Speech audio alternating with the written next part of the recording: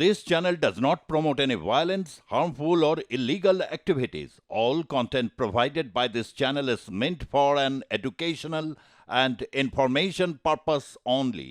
বিভিন্ন পত্রিকার ছবি এবং বিভিন্ন ভিডিও ক্লিপ পত্রিকা সহ আমরা এই এজাহারের কপি জমা দিলাম। 118 পাতা পর্যন্ত আছে আমাদের এই শহীদদের তালিকা, আর 500-র উপরে আছে আপনার এজাহারের তালিকা। আমাদের যে সমস্ত লোক শহীদ হয়েছেন, ছাত্র সহ মূল দল সহ শহীদ হয়েছে, তাদের তালিকা আমরা জমা দিয়েছি। আমরা ন্যায় বিচার চাই। আমরা শেখ হাসিনার মধ্যে গায়েবী মামলা করে, মিথ্যা মামলা করে, ক্রস ফায়ারের নামে হত্যা করে, ওই মামলা যেভাবে তারা সৃষ্টি করে আমাদেরকে লাখ লাখ নেতাকর্মীদের বিরুদ্ধে মামলা দিয়েছিল, আমরা ওই মামলা দেই নেই। আমরা সঠিক একটা চিত্র তুলে ধরেছি আদালতকে। মাননীয় আদালত জানি আমাদের এই বিচার কার্যক্রম করার জন্য তদন্ত সংস্থা যে আছে আন্তর্জাতিক আদালত, তাদের কাছে প্রেরণ করবে, পাঠাবে, এর বিচার হবে ইনশাল্লাহ। এ পর্যন্ত আমাদের সারা বাংলাদেশে মামলা চলছে, মামলার কার্যক্রম চলছে। আমরা আজকে সেই মামলার বিষয়গুলো নিয়েই এই আন্তর্জাতিক অপরাধ ট্রাইব্যুনালে আমরা এসেছিলাম।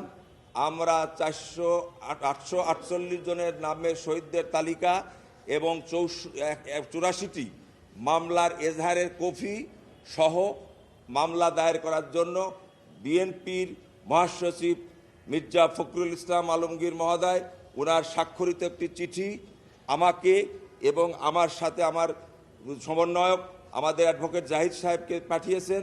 সেই পত্রসহ ওই সমস্ত তালিকা সহ বিভিন্ন কয়েকটি দিনের বিভিন্ন পত্রিকার ছবি এবং বিভিন্ন ভিডিও ক্লিপ পত্রিকা সহ আমরা এই এজাহারের কপি জমা দিলাম। 118 পাতা পর্যন্ত আছে আমাদের এই শহীদদের তালিকা, আর 500-র উপরে আছে আপনার এজাহারের তালিকা। এই সম্পূর্ণ আজকে জমা দিলাম, ওনারা রিসিভ করে নিয়েছেন। আমরা এই হত্যার সঠিক বিচার চাই। এই বিচারের জন্য আমরা চেয়েছি, আপনারা জানেন যে সারা বাংলাদেশে এই বৈষম্য বিরোধী ছাত্র আন্দোলনের সপক্ষে যে বিএনপি যে সমর্থন দিয়েছিল, সেই সমর্থনের পরিপ্রেক্ষিতে আমাদের যে সমস্ত লোক শহীদ হয়েছেন, ছাত্র সহ মূল দল সহ শহীদ হয়েছে, তাদের তালিকা আমরা জমা দিয়েছি। আমরা ন্যায় বিচার চাই। আমরা শেখ হাসিনার মধ্যে গায়েবী মামলা করে, মিথ্যা মামলা করে, ক্রস ফায়ারের নামে হত্যা করে, ওই মামলা যেভাবে তারা সৃষ্টি করে আমাদেরকে লাখ লাখ নেতাকর্মীদের বিরুদ্ধে মামলা দিয়েছিল, আমরা ওই মামলা দেই নেই। আমরা সঠিক একটা চিত্র তুলে ধরেছি আদালতকে। মাননীয় আদালত জানি আমাদের এই বিচার কার্যক্রম করার জন্য তদন্ত সংস্থা যে আছে আন্তর্জাতিক আদালত, তাদের কাছে প্রেরণ করবে, পাঠাবে, এর বিচার হবে ইনশাল্লাহ।